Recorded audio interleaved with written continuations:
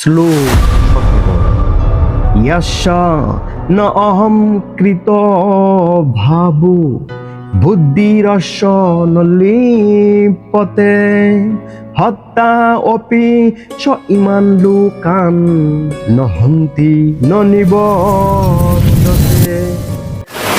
অনুবাদ: যার অহংকারের ভাব নেই এবং যার বুদ্ধি কর্মফলে লিপ্ত হয় না, তিনি এই সমস্ত প্রাণীকে হত্যা করেও হত্যা করেন না এবং হত্যার কর্মফলে আবদ্ধ হন না।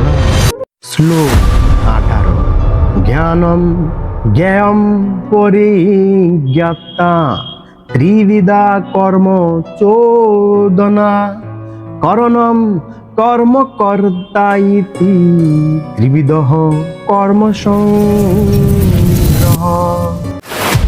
অনুবাদ: জ্ঞান, জ্ঞেয় ও পরিজ্ঞাতা এই তিনটি কর্মের প্রেরণা।